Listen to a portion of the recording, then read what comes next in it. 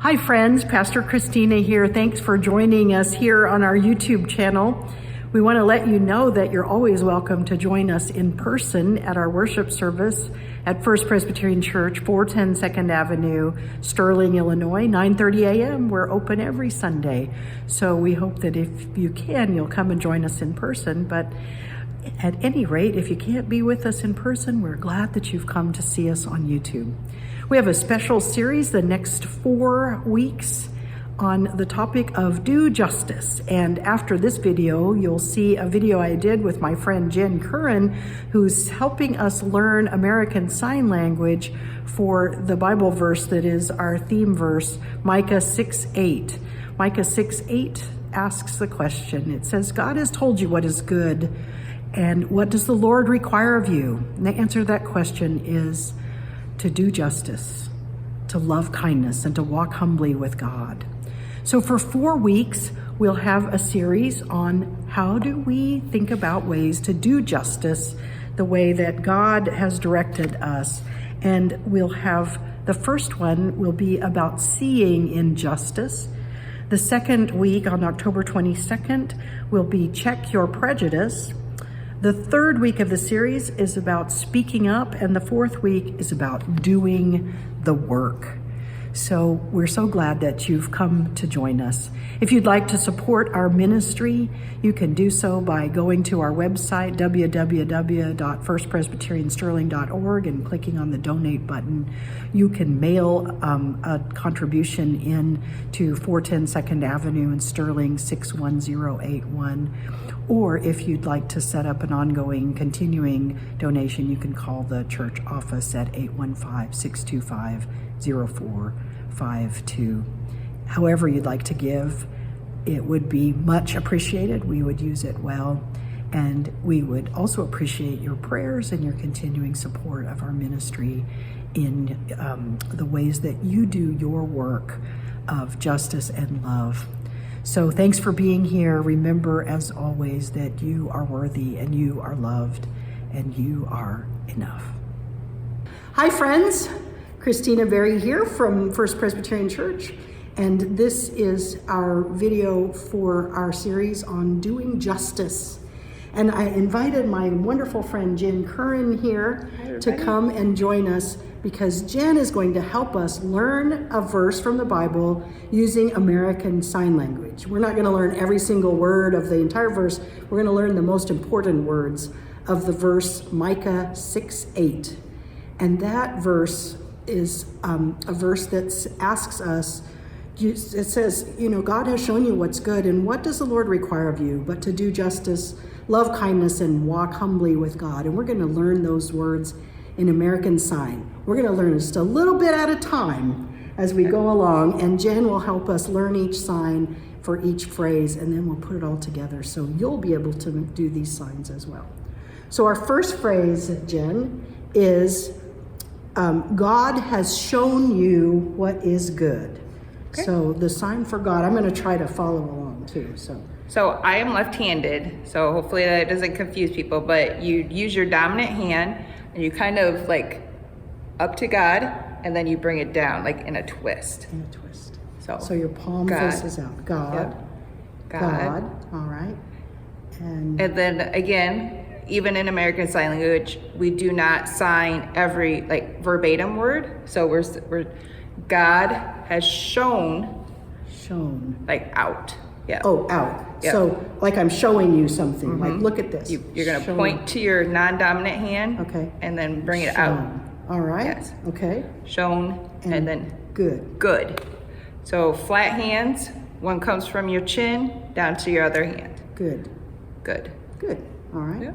So the phrase would be God has shown you good. What is good. Yes. Great. Okay.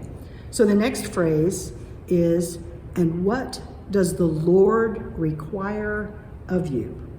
Okay, so then when we do that what question, it's just like what, and your kind of like shoulders are up a little bit, and you're kind of just shaking your palms up. So like what has the Lord, so this is the sign for L, the letter L, okay. And we're gonna go from your opposite shoulder down to your waist. Down to your waist. Lord. So Lord. Lord. Kind of like a sash. Yes. Yeah. Yes. Okay. Lord. So okay. what does the Lord require? So require is similar to the sign show, but instead of coming out, you're coming towards you. Require. What does the Lord require of, and instead of just pointing you, meaning one person, we're saying you as a like whole. all y'all, right? Yes, all y'all, okay. yes. So you. Okay, so it would be, what does the Lord require from of you? Yes. Okay, and then the next phrase is do justice. Okay, so do, you're kind of in your hands and C's and kind of down, and we're doing back and forth. So do, and then justice. If you think about like justice is the weights, the scales. that weigh evenly. So this is your F finger. This is the sign for the letter F. Okay. So your first finger, your index finger to your thumb on both your hands, and then you just kind of turn it up. Justice. So do justice. All right. And then love kindness. So love, and then kindness is flat hand to flat hand, and you're kind of going forward. Kind of like kindness, like a caress or a petting someone. Yes. It's also the same sign for nice, like nice. to be nice. I like that. Kindness, nice. That's all I say. Love, kindness, and then walk humbly with God. So when we walk, flat hands palms facing down, and you're kind of back and forth like you're walking. Okay. Walk, and then humbly. This was a sign I just learned myself. Okay. Humbly. So first index finger to your shh, and then humbly. Humbly. And we already learned God, so it's humbly. And then I would say, like you're gonna point up, God, and then kind of like you're together with God. Yes. Okay. So walk humbly, with God. I like it. Because you're like next to each other. That's so great. Yeah. So now can we do the whole thing all the way through? Sure. Okay. So you want me to read the phrases, or are we just going to do it? Read the phrases. All right. Yes. God has shown you what is good. And what does the Lord require of you? To do justice, love kindness, and walk humbly. Sorry. Walk humbly with God. That's so wonderful. Thank you so much. You're welcome. We can say thank you. Thank you. Like good was palm to palm, but thank you is just one hand out. Thank you. Thank you. And then you're welcome is just down from the chin. You're welcome. All right. Happy to help. We are so appreciative. Yes. Thanks a lot. Sure. All right, you can see yourself on YouTube now if you want. Ooh, exciting. All right, friends. Thanks so much.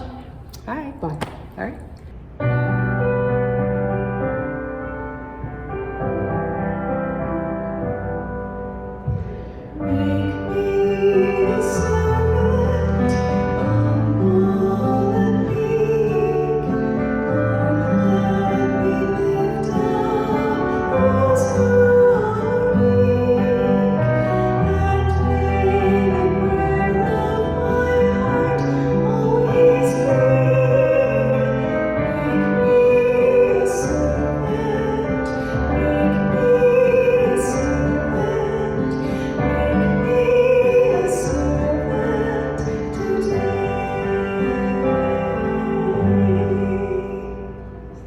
It's been kind of a challenging week, and I had a very different idea for today's sermon than a video sermon.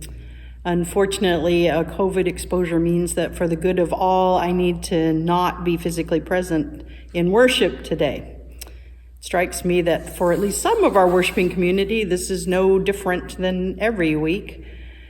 But I know that for those who are in person in worship, it makes a very big difference. Also, it means I'm missing the potluck. During 2020, though, you remember we did this every week. Many weeks I'd come down to the church alone and preach to an empty sanctuary, and I'm grateful that now, when it happens sometimes, that at least we know how to do it. The book of Isaiah was written by more than one author and over several generations. As such, there are different sections of Isaiah that deal with different issues. And today's reading, toward the end of Isaiah, the prophet concerns himself with the promise of restoration. Restoration of Israel from exile, restoration of faithfulness to the covenant, restoration of the people, the restoration of relationship. In a way, all of that is to say that this section concerns itself with justice. Because in God's realm, justice is restoration, a resetting of the balance of that which is right. So let's listen for a prophetic call to action in Isaiah chapter 58, verses 1 through 12. Shout out, do not hold back. Lift up your voice like a trumpet. Announce to my people their rebellion, to the house of Jacob their sins. Yet day after day they seek me and delight to know my ways, as if they were a nation that practiced righteousness and did not forsake the ordinance of their God. They ask of me righteous judgments. They want God on their side. Why do we fast, but you do not see? Why humble ourselves, but you do not notice? Look, you serve your own interest on your fast day and oppress all your workers. You fast only to quarrel and to fight and to strike with a wicked fist. Such fasting as you do today will not make your voice heard on high. Is such the fast that I choose? A day to humble oneself? Is it to bow down the head like a bulrush and lie in sackcloth and ashes? Will you call this a fast, a feast, a day acceptable unto the Lord? Is this not the fast that I choose? To loose the bonds of injustice, to undo the straps of the yoke, to let the oppressed go free, and to break every yoke? Is it not to share your bread with the hungry and bring the homeless poor into your house, when you see the naked to cover them and not to hide yourself from your own kin? Then your light shall break forth like the dawn, and your healing shall spring up quickly. Your vindicator shall go before you. The glory of the Lord shall be your rear guard, and then you shall call, and the Lord will answer. You shall cry for help, and he will say, here I am. If you remove the yoke from among you, the pointing of the finger, the speaking of evil, if you offer your food to the hungry and satisfy the needs of the afflicted, then your light shall rise in the darkness and your gloom be like the noonday. The Lord will satisfy you, guide you continually, and satisfy your needs in parched places and make your bones strong. And you shall be like a watered garden, like a spring of water whose waters never fail. Your ancient ruins shall be rebuilt. You shall raise up the foundations of many generations. You shall be called the repairers of the breach, the restorer of streets to live in. The word of the Lord. Thanks be to God.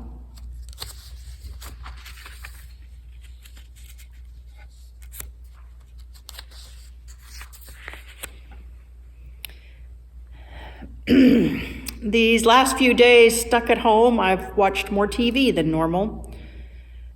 One show I've been watching is a reality show set in Alaska called Gold Rush. In the very first season of this show, 6 guys, some with their families, go to the Yukon. They're all in a corner financially. It's the Great Recession. Getting rich in a gold mine is their last big chance. What struck me about it, and the reason I'm telling you about it, is that this crew is like many congregations I've seen who are trying to do justice.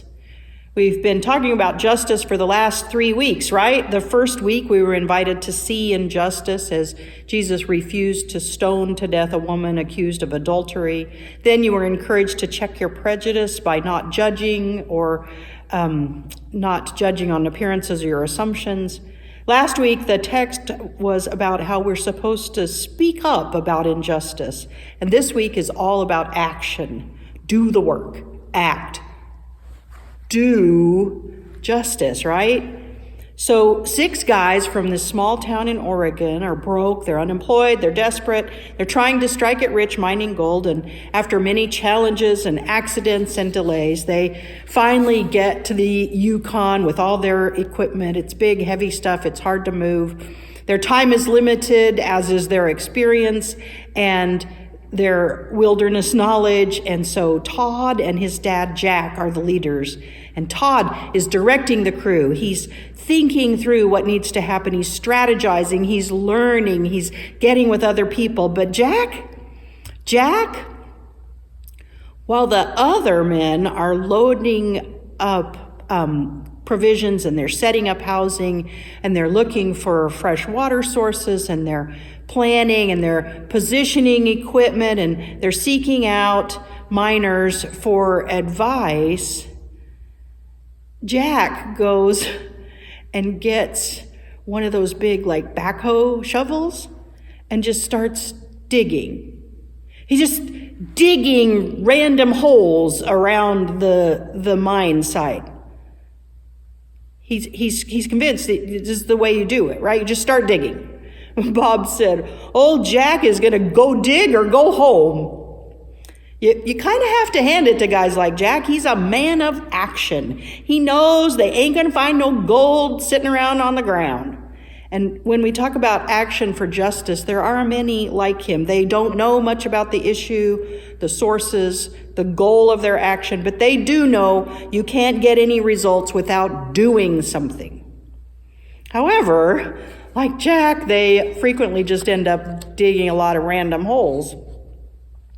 Maybe they think the only Christian response to injustice, other than action like that, is to just offer thoughts and prayers. Maybe there are Christians who prefer the sunshine and fluffy cloud Christianity, and they only come to church to get fluffed up for another week, feel better about themselves without taking any meaningful action. Fortunately, you are none of the above, nor are you out just digging random holes. You're a congregation that understands that sometimes we have to take our time. We have to be deliberate and deliberate. We have to think and pray before we take action. Sometimes we start to work on justice with acts of charity, not trying to take the whole giant issue of food insecurity, for example, but simply taking on the task of feeding kids by packing buddy bags every week. We may not be a national voice on LGBTQ issues, but we've answered God's call to be a house of prayer for all people. In Micah 6:8, we're reminded that God's requirements are simple. Right? You do justice, you love kindness, and you walk humbly, I never can do that sign, with God. And in Isaiah, we see that sometimes requires us to shout out. Sometimes it requires us to raise our voices like trumpets and then get to work. To loose the bonds of injustice, to undo the straps of the yoke, to let the oppressed go free, and to break every yoke. The Reverend Dr. Lori Leiter Bright, a Presbyterian pastor and adjunct professor at United Seminary in Minnesota, writes this about Isaiah 58. Christ does not preach easy activities or church as a hobby. By Christ's model, we learn to act on our faith and do the hard work of justice building. We are called to work towards integrity in our churches, communities, and selves. Integrity means pulling the multiplicity of our experiences into a holistic self where the many facets of our lives will reflect our identity as Christ followers. And integrity like that involves incredibly hard work and conflict. So some of our work is planning, and some of our work is prayer, and some of our work is entering into times of discernment as we prayerfully seek God's leading in what we should do. Like the gold rush guys, we won't find that by digging random holes. We know that our future as God's faithful people will require us to work together toward a shared vision, the future that God promises, the light rising in the darkness. Light or bright reflects further. Thriving churches, she says, are wellsprings of creative, people-centered problem solving and work to actively treat and counteract injustice. People thriving in their faith are those deeply rooted in their communities and committed to love that is shaped by justice.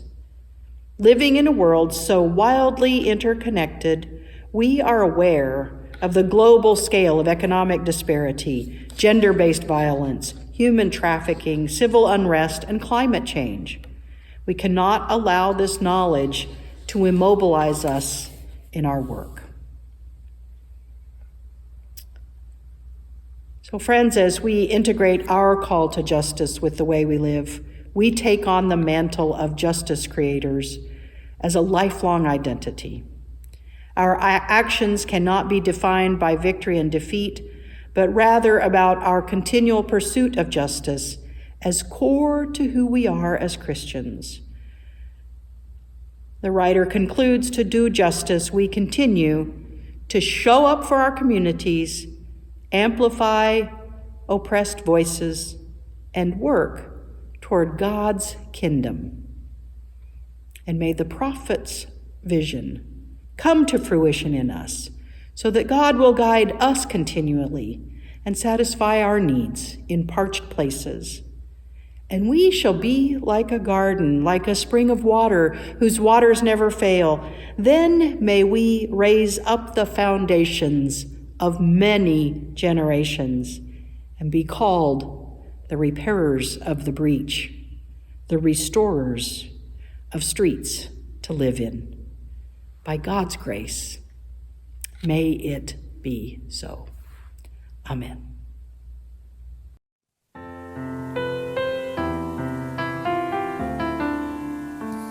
We lift our voices, we lift our hands, we lift our lives up to you.